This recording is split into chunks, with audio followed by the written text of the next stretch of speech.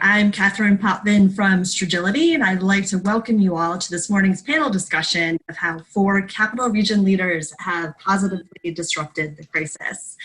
First, I'd like to thank CEG for partnering with me on this endeavor, and specifically to Andrea Swank for collaborating with me on the logistics, marketing, and the multiple emails that I have sent her to ensure that this goes off successfully. So Andrea will be fielding any questions from the audience today and asking them throughout the next hour. So please don't hesitate to submit a question through the chat feature. We would love to hear from you. Secondly, I'd like to thank our panelists for joining me. In the next hour, we will be hearing from Andrea Crisafulli, owner and president of Crisafulli Brothers, Darrin Jahnel, co-founder and CEO of the Jahnel Group, David Dussault, who is founder and CEO of P1 Industries, and Joan Hayner, who is Chief Operating Officer for Community Care Physicians. As you can see, we have 4 powerhouse leaders in industries that range from healthcare to software development to manufacturing and construction. We will definitely be having an engaging discussion. If you know any of these individuals, they bring a lot of energy, a lot of intellect, and most importantly, a lot of authenticity. So today isn't about painting sunshine and rainbows about, how they've done amazing things, but what it is about is for them to talk about their experiences and their struggles and how they have not just sat there and let this landscape overtake them and their companies and their teams, but how they have developed opportunities in this really challenging and stressful landscape. So our overall goal for today is that you gain some insight from the panelists' experiences and that it will help you think differently about your approach to not only the crisis now, but in the future. So with that said, I'd love to have each of the panelists take a minute to introduce themselves and tell us about their business. So Darrin, why don't you kick us off and we'll go from there. Sure. Thank you so much, Catherine, and welcome everybody. My name is Darrin Jahnel. I am the CEO and founder of a software company called Jahnel Group.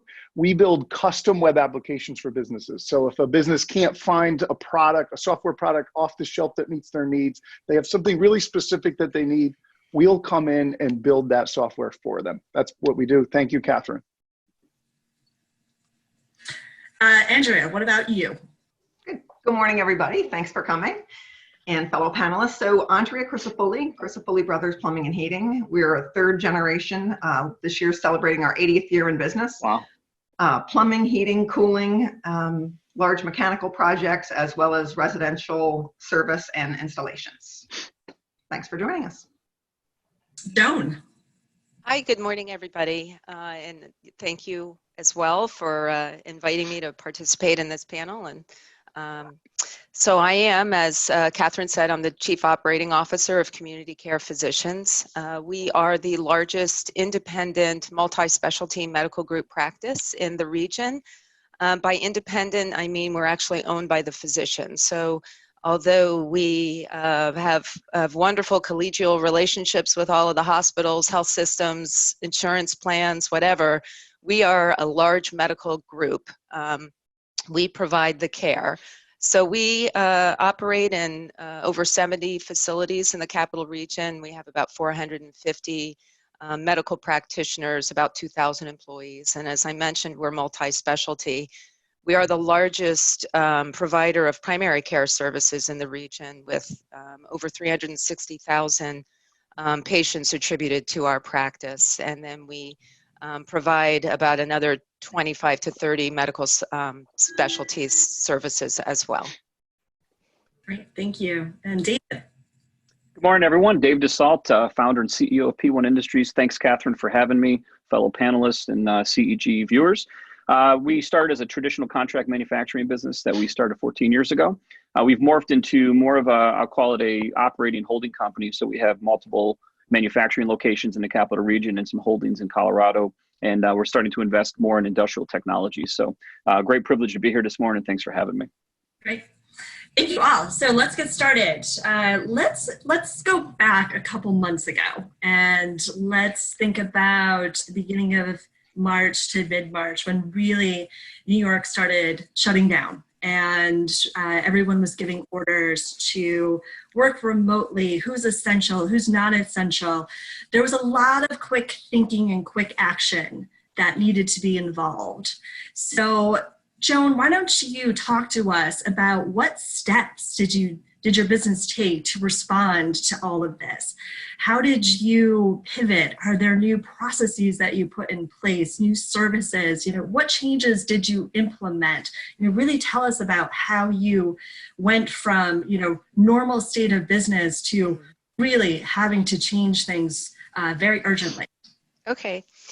Well, interestingly, because of the business that we happen to be in providing healthcare services, we had a little bit of a head start in preparing to think about this, not so much as the employer for our employees, but as providers of care for our patients. So it's funny, in preparing for this, I went back and looked at our own internal communications. And our first communication to our constituents, to our practitioners and employees, was all the way back on February 4th. And it was starting to try to bring awareness to this weird illness that was in another part of the country or another part of the world, but had just recently, we had our first US case in late January. So we started thinking about this from a clinical standpoint. And really at that time, not really that concerned that it was going to hit our area, but just in case, we wanted to familiarize. So we started putting structures together to address the clinical issues. And then, as everybody knows, things rapidly started changing. So by the time the governor put the order out, we had already stood up a COVID response team within our organization. We have sort of an architectural engineering approach to an enterprise architecture approach to the way we address strategic and complex issues in our organization. So standing up a tiger team specifically for COVID was not unfamiliar to us.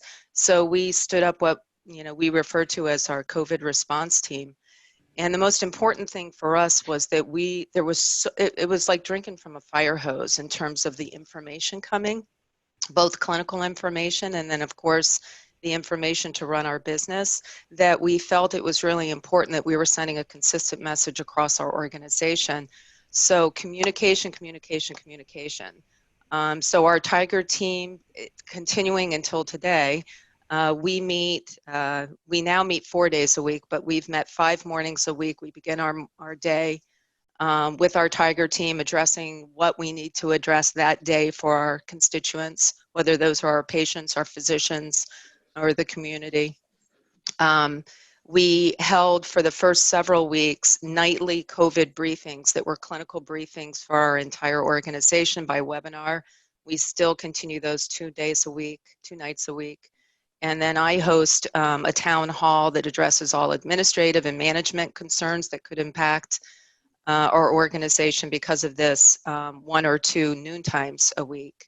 We also very soon into it began to try to deal with the stress that our employees and practitioners were under. So we have a behavioral health division. So we started holding twice a week, basically group therapy sessions for our whole organization. We do one at noontime and we do one in the evening by webinar. We often have upwards of a couple hundred people on those calls, just addressing sort of the normal day-to-day stresses for working in this environment.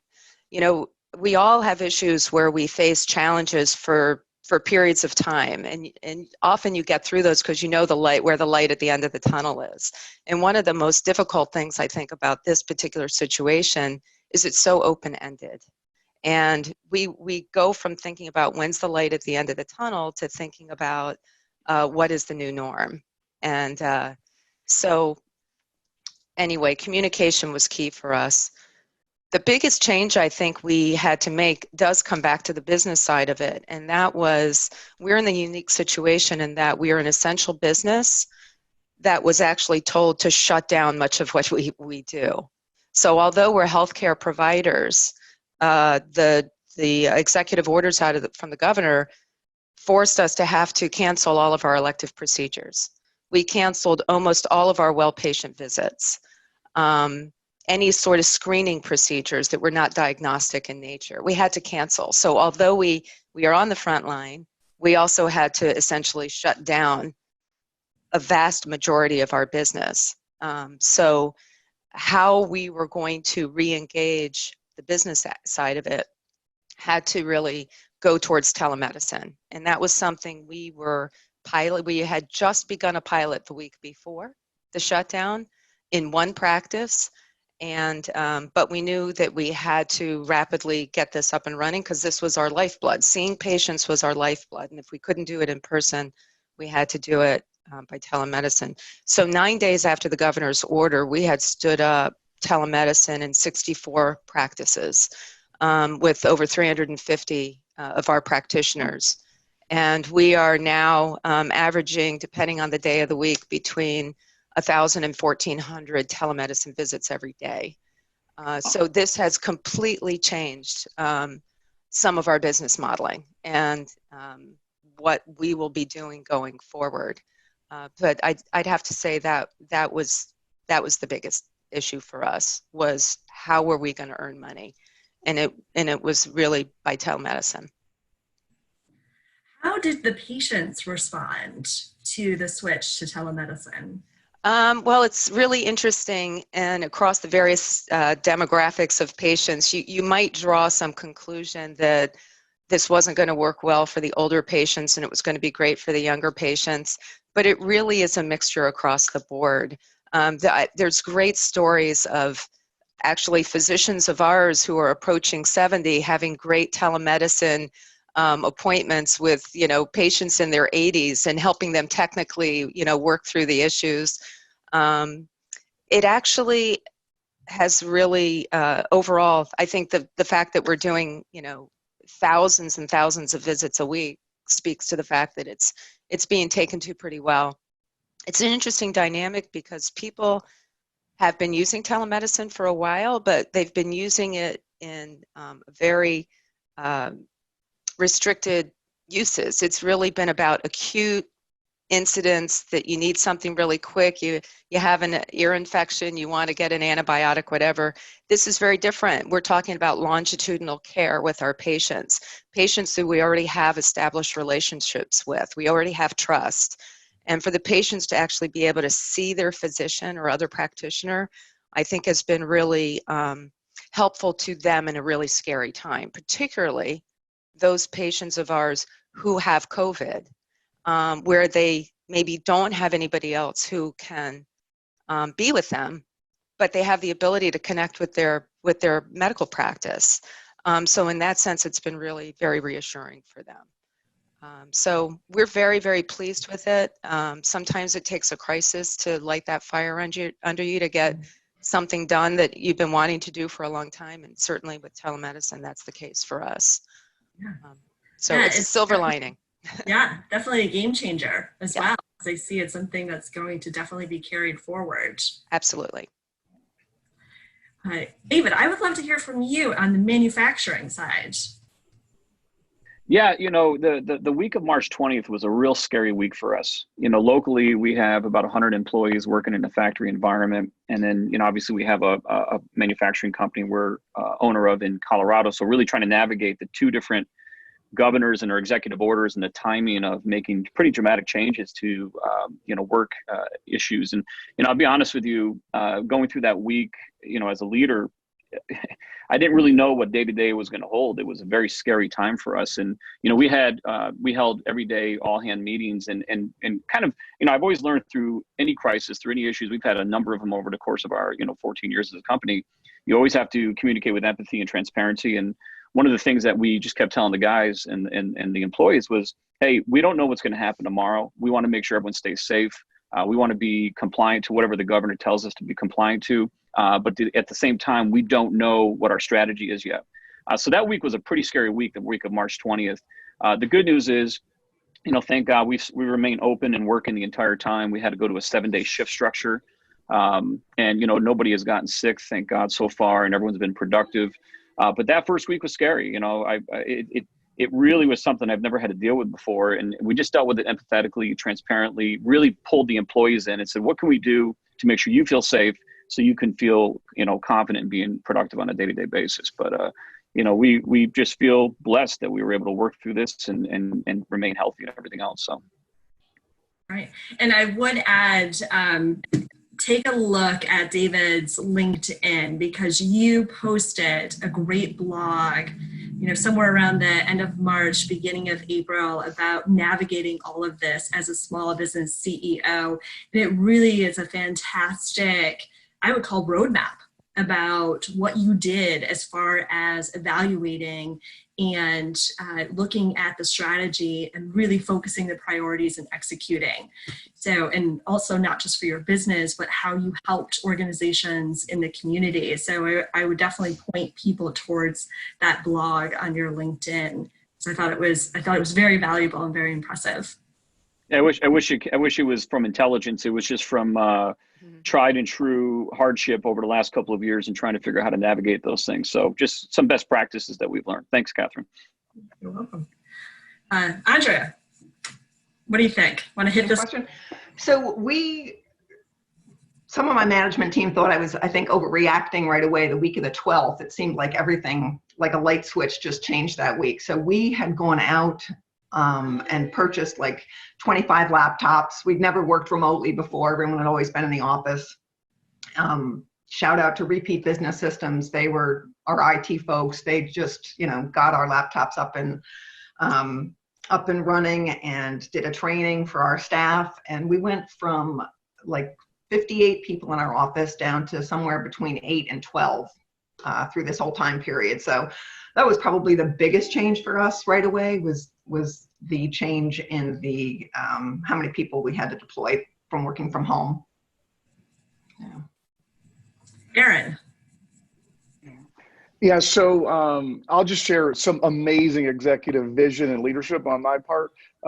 Actually, Andrea and I are in the same business group, EO, it's Entrepreneurs Organization. We're actually in the same forum. And I remember the day we're all meeting, it's 8 business owners in this kind of business forum. And they said, so what are you guys doing to get ready for COVID?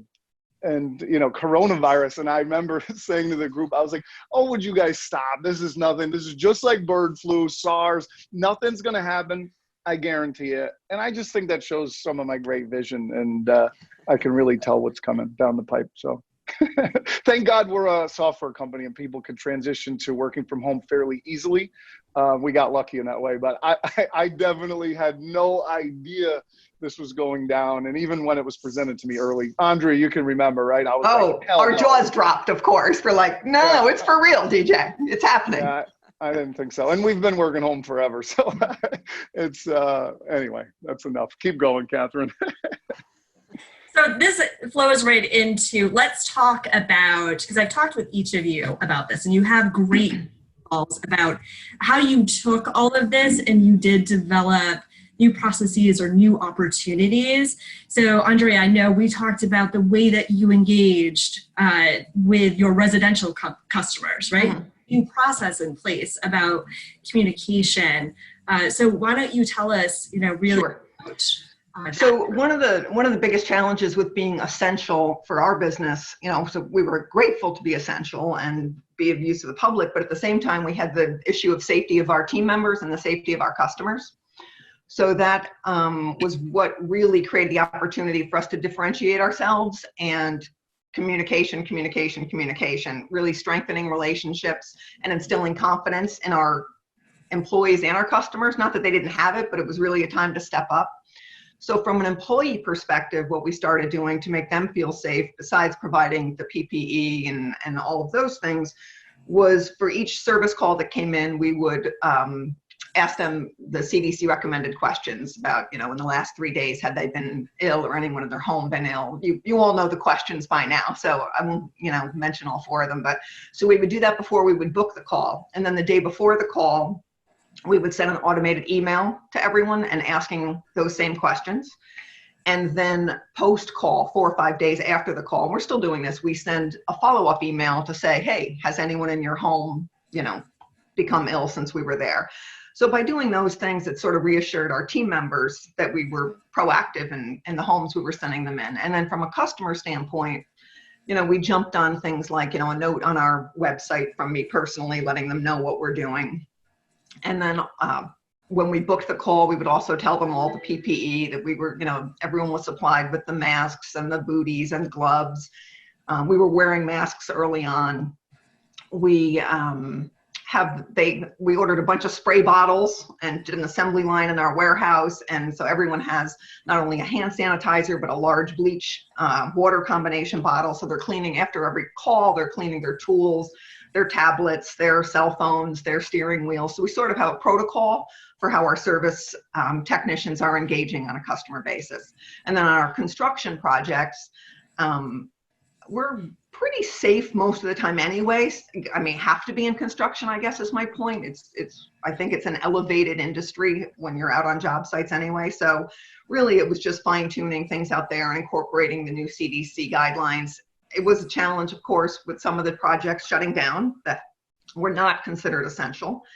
But really, we didn't have as much of a struggle. Those guys really stepped it up really quickly. Sometimes the social distancing can be an issue, obviously, on large construction projects. So schools staying closed was helpful for us because now we're able to work in other parts of the school and spread our work out for some of our school projects.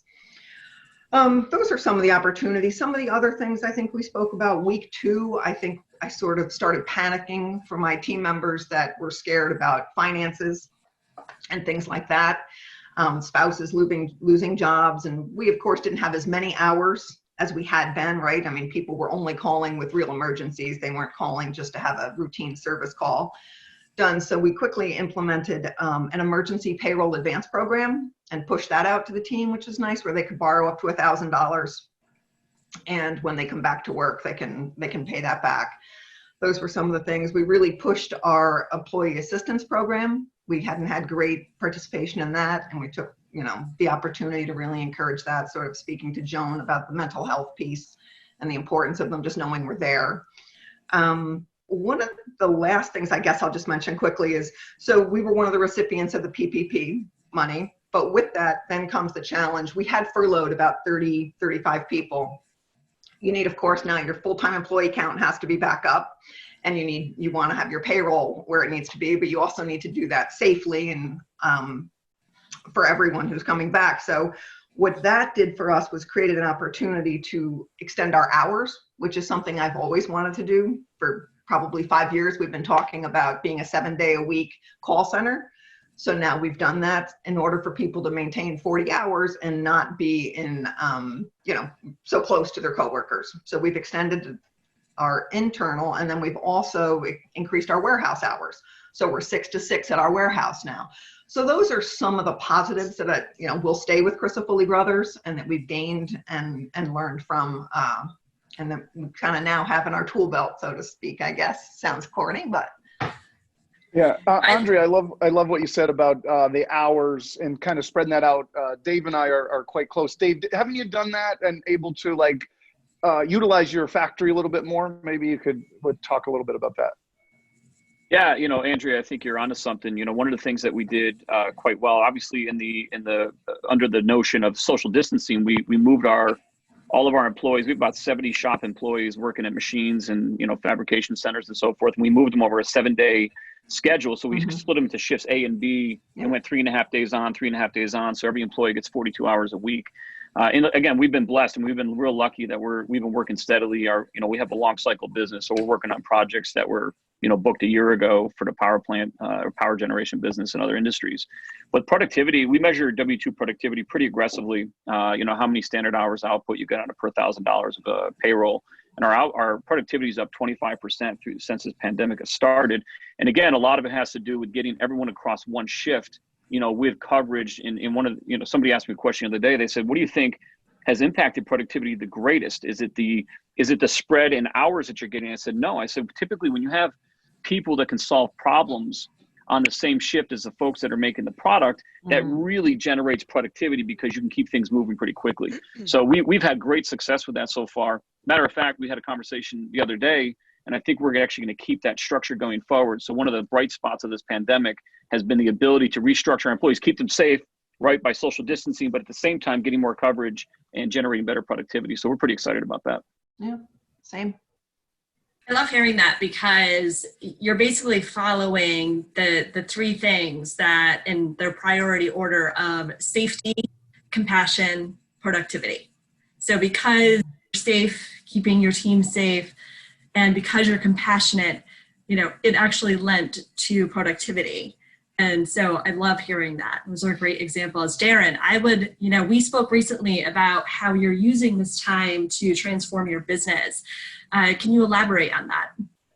Yeah, absolutely. So as we all know, right, as business people in the office, there's a million distractions, people pulling at you. Working from home is definitely different. And what we've been lucky enough to do as an executive team, that has been a huge change for us, and we've had a lot more time for heads down work.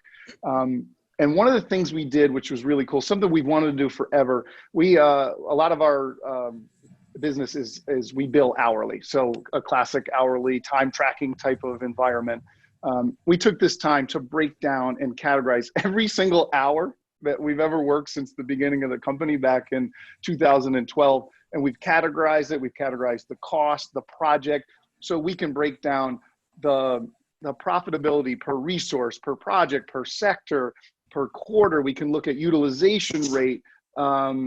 We can look at senior employees versus junior employees. One of the huge things is, because we're a fast growing company, we're always hiring. We talk about, well, can we afford to bring this on? We broke it down to the day when someone becomes profitable for us. So we've got this huge executive dashboard now it's an amazing tool, and we can use it to make major decisions as we look to continue on. And honestly, we never would have built that if we didn't have this time where we were able to go home for 2 months. And we're still doing a lot of what we did before, but there's definitely a new block of time that we've had, and we've used that to build that tool out. And I think it's really going to help us transform a business. Thank you, Catherine. Hey, Darrin, one of the things that you've always done a good job of is keeping a highly engaged culture, especially being, together at your office. I follow you on Instagram, obviously. Can you share with the group how have you kept your, people engaged remotely, because there's still a high level of, you're doing it very well. So I just want, I'd love to hear more about how you're doing that. Yeah, absolutely. Our culture is everything for us, right? Our business model is simple. Find the best software engineers and software creators, recruit them like a college football coach, and then get them in and kiss their ass, basically, right? So we do have an amazing culture. It's really an awesome place, and that's like our secret sauce. So losing that, and we just moved into the world's sickest office, which everybody's invited to when, if we can ever get out of this damn quarantine. But we moved into that office. Everyone was so excited, and 30 days later, we had to close the doors, which was absolutely heartbreaking. So we've been doing all the things that other people have been doing, how many virtual happy hours have people been on and all of this stuff. But I think we're doing some cool things and making it a little bit more unique. We're doing a ton of prizes. So we're doing trivia for real cash. I mean, like Jeopardy style cash. It's pretty awesome, because we, all that money that we were spending on physical events, we just kind of moved that budget over, and we're doing things like that. We're dropping meals off. But by far my favorite thing that we're doing is we use Slack as an internal communication tool. Many of you know what Slack is. If you don't, it's basically an instant messaging kind of internal messaging program. So we created a Slack channel called COVID Goals. And we've challenged everybody on the team to, when you're doing something amazing, when you're working out or hiking a trail or building a project, take pictures and post it on this Slack channel. So every day you come in and you see, wow, Eric just built a new deck on his house. Wow, this guy painted their house. They hiked to the top of a mountain. People are doing landscaping, reading books, amazing projects with their kids. A guy built a piece of furniture. I mean, it was beautiful. It looked like a craftsman made it.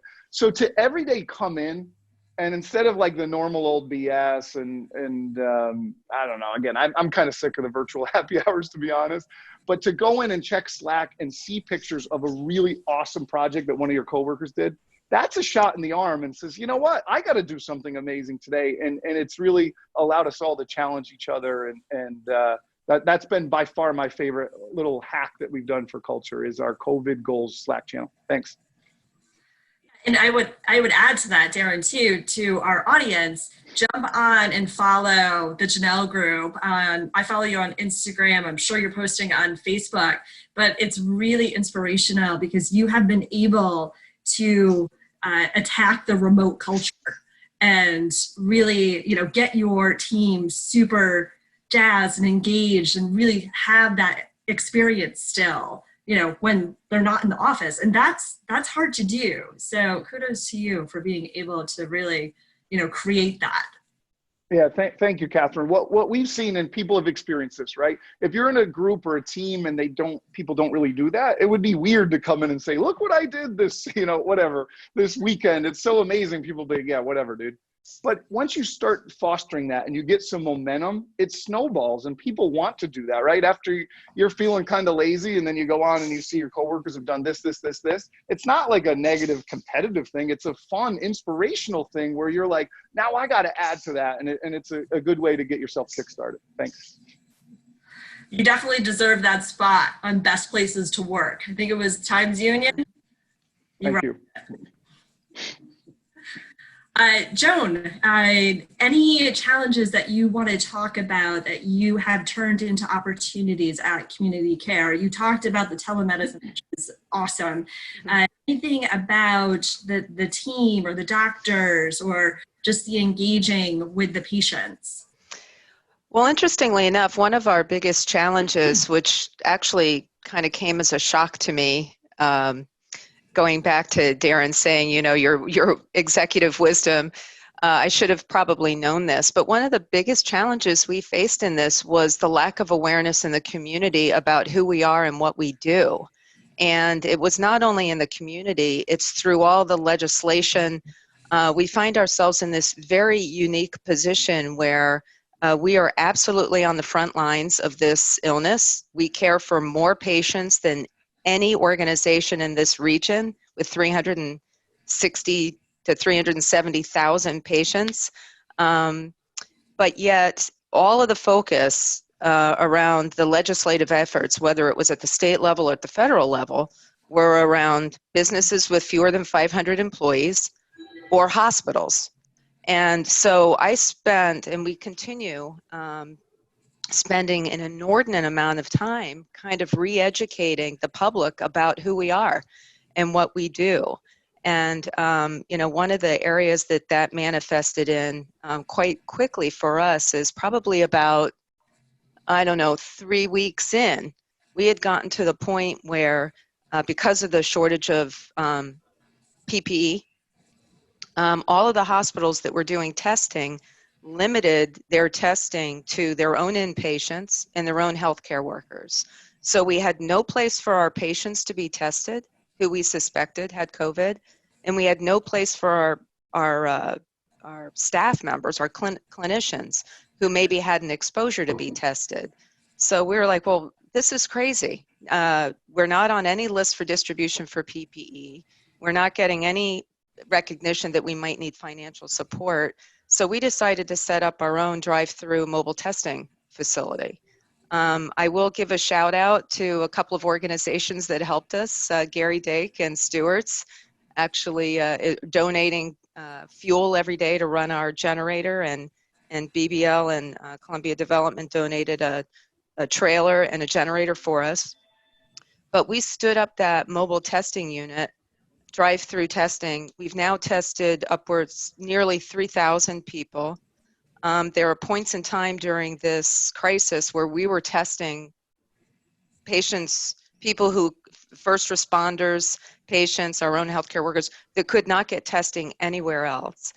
And so what we've been able to kind of demonstrate to ourselves and what we can accomplish, I keep saying to myself, and I say gingerly to my staff, there's basically going to be no more, I don't think we can do that when this is over. When we think about what we accomplished, when, we all had a singular goal, we all really had the same value structure around what we needed to do. And we had to do it ourselves. I'm just amazed at what we've been able to accomplish. So how we take that energy and how we take that positive affirmation about what our team can accomplish and have it snowball into other things going forward is going to be really critical for us. So we very quickly started looking at, okay, this is what we need to do today, but we can't take our eye off of strategy for going forward. So telemedicine is a good example of it. A lot of the payers weren't paying for telemedicine prior to this issue. So even if you were doing telemedicine, you weren't getting paid for it. So, but we are now, but there's the chance that we won't be going forward. So demonstrating how we are bringing value to the region, how we're bringing value to the payers, so that we can continue that going, moving it from sort of just a replacement for the doctor's office to a way to bring in new patients to our practice. We're working on an on-demand virtual clinic workflow right now, which is really exciting. So I think it's, again, my mantra has been, what are the silver linings in this, really dark cloud? And we've had several, and those are the things that kind of sustain us right now and help, propel us forward. Absolutely. Andrea from CEG, did you want to throw in a question from the audience at this point? We actually do have a tie-in question, just potentially in terms of insight from Joan regarding some telemedicine questions. Someone is curious to see your thoughts on how insurance companies will deal with telemedicine going forward, pros or cons. It seems like something that once released might be difficult to reel back in, because now we'll be taking more advantage of telemedicine, and again, what are some of the potential challenges with that in the future? Well, I think it will be a bit of a struggle for the insurance companies to figure out how to keep it going, but I think they would be benefited to keep it going. I mentioned earlier on that what I perceive as a difference between the way we are delivering telemedicine and what most people's traditional experience has been for telemedicine. The traditional experience is very episodic and it's very impersonal. So it does accomplish something in that moment, but there's not a longitudinal relationship with that care provider. That care provider is often in another part of the country, maybe a specialty that is not directly related to what it is that you are addressing, often not very physician heavy in the provision of services. And so what we are looking at is a way to really improve health with teleservice now, with telehealth. So we have seen this connectivity with our patients. So for instance, telehealth is not generally used in following people with chronic illness. Why do you need to bring them into the office, but you could more closely monitor people who are struggling with chronic disease in a telehealth way? I really think from the health plan standpoint, they very much like telemedicine because of the fact that it is a way to reduce cost.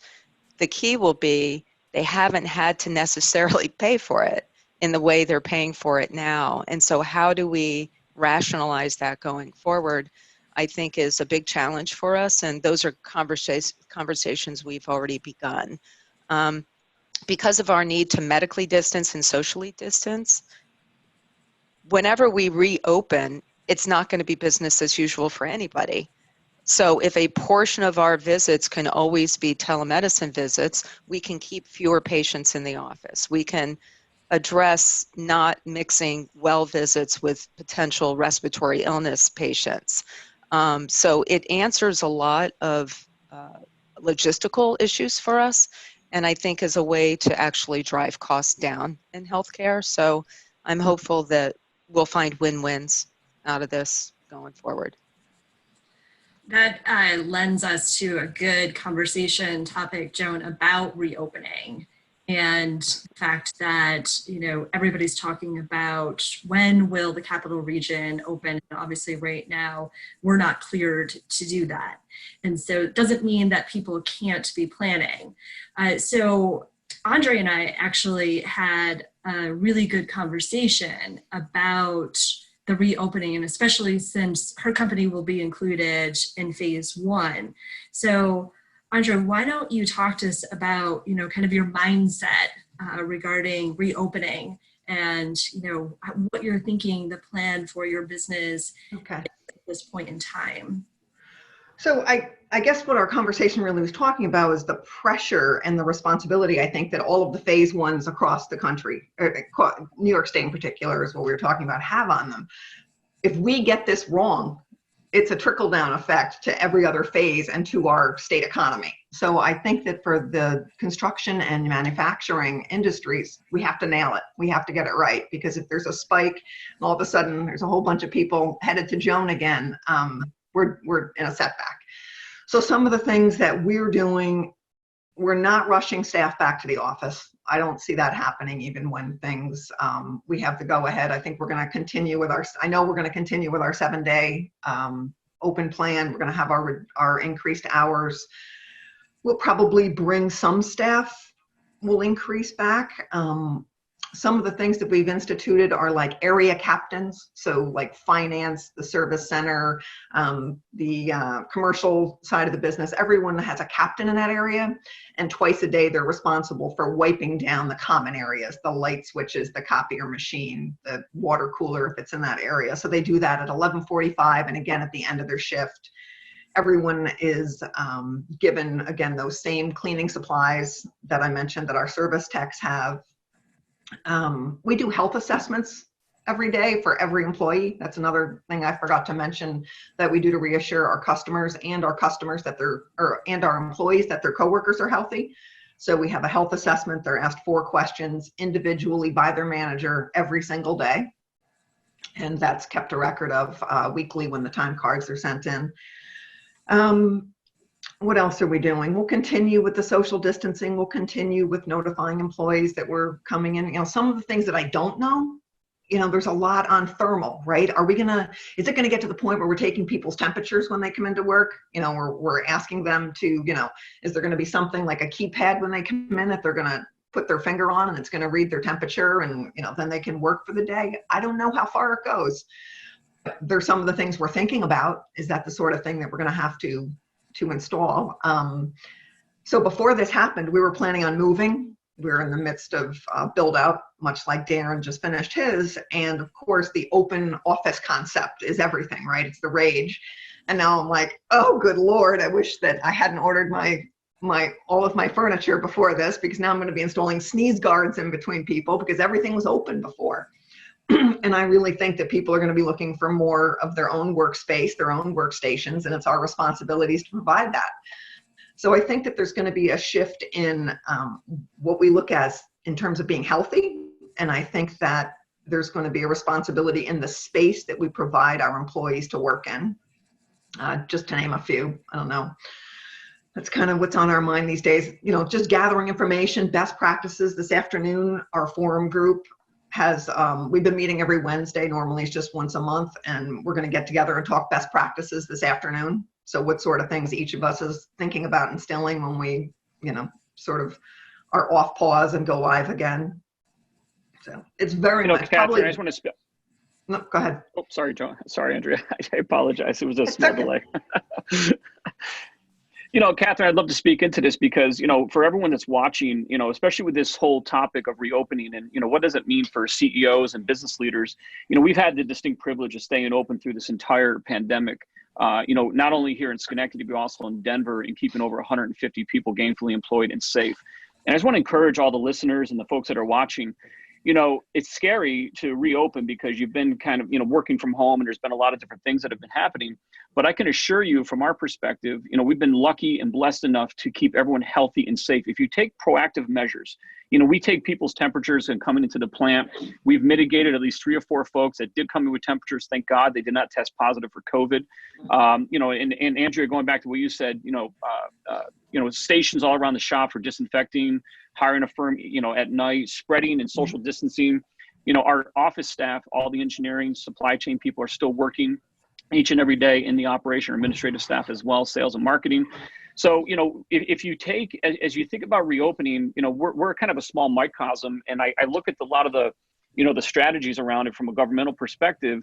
And I think that it could be accelerated on a regional basis based on business leaders taking responsibility for their people and adhering to CDC guidelines and so forth.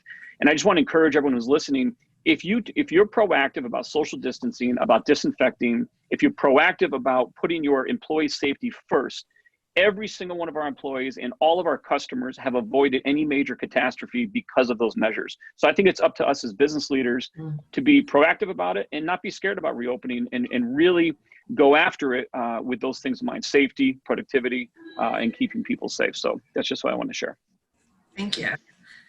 Darrin, thoughts on reopening and, thoughts on how the Jahnel Group is thinking about it?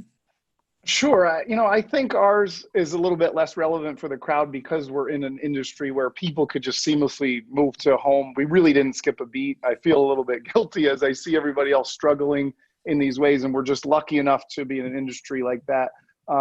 The first thing we did was send out a survey to people: who's dying to get back in the office, who's a little bit unsure, and who really wants to stay from home. And basically, we're just going to let people do whatever they want. Again, we're in an industry where we're lucky enough to kind of be able to operate that way. If 50% of the team says, yeah, I'm not coming in for a year, we'll just go, all right, that's cool. Keep working, keep hustling. And I don't think we're going to skip too much of a beat. And then, in the actual office, we'll do a lot of the things the other people are doing, PPE stuff, cleaning. We bought a couple of the, the thermometers for your forehead. Yeah. I suggest anyone who has an office to buy them now, because I think they're on wicked back order. I think it took like 7 weeks for ours to get there. So we ordered a couple of those. So again, I think ours is a little bit less relevant than the people who are out in the field and have different challenges. Thank you. Yeah, lots to think about with reopening. And the great thing is that there's a lot of information out there. But to your point, Andrea, a lot of people have open workspaces, the open collaborative workspaces, and they have to think about that differently because of everything that is happening. And so, everything from the 6 feet apart to how COVID lives in the air and being next to people. So, definitely good points to think about. One of the things that I did want to talk with you all about is, we talked a lot about messaging and communication. And, David, you and I had a good conversation about marketing efforts during this time, because people are they're looking at their operating expenses and they're thinking to themselves, oh, you know what, we'll pull back on marketing. And you and I talked about the fact that it should be the opposite. Really, how do you position yourself right now, and how do you get the right messages out to your customers and your clients to show them, how you're working with all of this, but also that you're moving forward. So perhaps you could speak to that a little bit. Yeah, sure, Catherine. Thanks. One of the things we talked about, we had it wasn't a privilege by any means. In 17 and 18, we went through a really hard time as a company. One of our largest customers went through a very difficult time. We lost almost 2/3 of our revenue, and our sales and marketing team and our operating team did an incredible job just in resilience and persistence, and we diversified aggressively. So we kind of had a pre-run at this pandemic that, everyone else was enjoying very good economic times in 17, 18. We went through a major recession as a company. Good news is that we never dipped below 15 million in revenue because our sales and marketing team did an incredible job adding new customers and new industries at a very aggressive rate. But one of the things we learned during that time in 17, 18 is when the chips are down, and the economy is suffering, that's the time to double down on adding new customers. And, I often find during the downtimes, we've had a number of them since 2006, is really to test new ideas and to really gather insights on your industry. So some of the things that we did is we really went to an automated marketing platform. So we integrated with HubSpot. Michael Visk, who's our VP of sales, really spearheaded the idea of automating direct messaging, LinkedIn campaigns, going after new industries. One of the things that's really happened in the manufacturing world is there's a lot of discussion around risk mitigation and supply chain, and really reshoring a lot of work from overseas. So we believe, again, with the data that we have and the conversations that we're having with our customers, we believe there's going to be a very aggressive reshoring campaign once this pandemic is over, and we wanted to position for that. And we're winning orders and quotes from Dubai, Ecuador, South Korea, we're starting to see a lot of global activity come back to the United States. So we're taking advantage of that. We had a film crew on site. We're doing a virtual factory tour. We're doing a 12-part video series about our company and the story that we've gone through since 2006 to really engage clients in a new and formidable way. And the direct messaging campaign on LinkedIn is working fantastic. We've got about 15 new clients we've connected with over the last couple of weeks. Like I said, we won orders from overseas. So we're using this time to double down. There's a great story, Catherine, I shared with you during the Great Depression, when Post Cereal pulled back all their marketing and all their spend on advertising, and Kellogg's did the opposite, and they became the market leader out of this pandemic. So I think from our perspective, I went through such a hard time in 17, 18. I'm speaking from a place of absolute credibility. And I've been in a CEO position where there's nights I couldn't sleep, where we didn't know how we're going to make payroll on a weekly basis. I've been in tough times. Those are the times you got to dig deep as a leader, and you got to double down on your efforts to grow and diversify and innovate. And I know that's hard because people are going through tough times, but these are the times to truly innovate how you're reaching your customers. And I'll tell you what, our team is phenomenal. Michael and Tony do an incredible job. We're actually trying to actively hire salespeople from around the country. We're doing heavy recruitment efforts right now, but a lot of it has to do with the fact that what we learned in 17, 18 is dig deep, innovate, share ideas, and really try and engage customers where they're at today. And that's something we're having pretty good success with so far. It's a story that's in process. I don't want to claim, put this flag in the ground and say, hey, we've nailed it, we've figured it out. We're learning, but we're experimenting and having good success so far.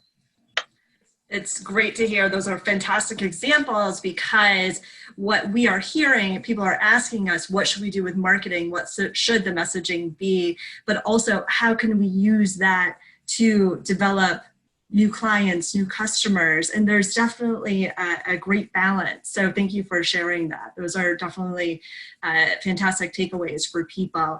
But, you also hit on, really how you've overcome these challenges during the past 2 decades or so and become a better leader. So, in the essence of time, it is 10:53 in this discussion. It's fantastic. We should do a part 2, but I do want to ask you, the panelists, really, what about this has made your company stronger and really made you stronger as a leader, and things that kind of you found out about yourself through this, and that you'll carry forward. Darrin, do you want to jump in on this one? Sure. So, anybody knows me, knows I'm a high energy guy and just overflowing, I guess, with positivity. And I believe in kind of controlling your mental conversation and almost brainwashing yourself and the people around you, right? And I feel really proud about the way our team has responded to this, and also my own immediate family. My wife and I have 4 children, and I just feel like everybody in our circles, they're doing a really good job of staying positive, staying fired up, staying motivated, sharing and living with energy and passion, and taking these opportunities. There's amazing opportunities. I'm spending more time with my kids than I ever have. That's awesome. I'm usually on the road, running around and crazy like all of us. So, that's been the biggest takeaway for me, is I'm really proud the way my family and my team has responded. Andrea. So for me, I think when you just asked that question, what came to mind was nimble. Like, as we've grown, we're almost 200 employees now. I just didn't expect us to be as nimble as we are. And my management team has just risen to the top and working, these crazy shifts and taking care of other people's departments and collaborating. Just the job that they've done and how they've been able to just move on a dime has just been a really, really empowering and exciting takeaway from all this. And I feel really so much more prepared for the next time, and the things we're able to mobilize and just get done. They just get stuff done, which is phenomenal. What about you personally? Anything, that I don't like working from home. I am a people person. So I do look forward to being back and seeing more people more often. I like leaving and coming home. I find myself working too much. I am not doing enough for myself, I think, outside of working. So that to me is a weird balance that I'm still struggling with. What are we into, whatever week we are, and I still don't have that figured out yet. Joan, what about you? What about this has made you stronger personally, professionally, as a leader? I think, picking up also on what David was saying, I really do believe sometimes it's these really adverse events, these crises, issues that we encounter that, well, it's like the old saying, it brings out the worst in people, it brings out the best in people. And I've been really fortunate to see that the best coming out of a lot of our team members. It's interesting because we went through a consolidation just a little over 2 years ago. So, two large organizations coming together, there's group culture issues. They never seem to go away, but they're especially difficult right immediately following a merger. And in a weird sort of way, this crisis has, I think, been very positive from the standpoint of group culture of our organization, primarily because we have put communication with everybody in the organization, all 2,000 employees, at the forefront of everything we do. Consistent messaging, frequent messaging, and the trust that the overall organization now has in each other is so much stronger now that it just was catapulted forward. So I've just, kind of unleashing creativity and letting people just come with great ideas on how to approach whatever aspect of this crisis we're having to address has really brought us, I believe, closer together, not only in terms of the management team, but the overall organization. So for that, I can't believe I'm even going to say it. I'm grateful that we're going through this, because sometimes it's just hard to get over that hurdle, that group culture hurdle. And this one just catapulted us over it. So I'm grateful for that. I relate to Andrea. It's hard sometimes to separate the work from everything else, but we keep trying every day. Perfect. And Darrin, you were sharing a good personal experience about something about DJing with your kids and music. Want to talk about that? Yeah, well, so I have 4 children, but my 2 middle sons, who are 14 and 16, we just started working out together. So today was, I think, our 10th workout in a row. And we go down in the basement. We call it the torture chamber, and we put on heavy metal and lift weights. It's ridiculous, but yeah, I forced my sons to DJ, and whatever song they pick, the other one kind of rips them apart and says this song sucks, and it's just kind of funny to put people on the spot playing music and then rip them. Perfect. Well, thank you, all of you, and thank you for the active chat that was going on there. If there's any questions that we didn't answer, we will be sure to follow up with that, as next steps. Please, everyone, feel free to connect with any of us on LinkedIn, put a little note in there that you attended the webinar. CEG will be sending out a follow-up email with a link to the recording. Thank you, panelists. You were awesome. And appreciate the experiences and the struggles and how you've overcome and how you really had that offensive mindset during this time. So thank you very much. And, I wanted to leave everyone with just a few words and saying that, in the world of unexpected consequences, the biggest challenge we are facing is the mindset of people who are just waiting it out and standing still. So I encourage you all to be focused, be determined, be hopeful, be empowered, and be better than before. So thank you again to everyone for attending, and that's it.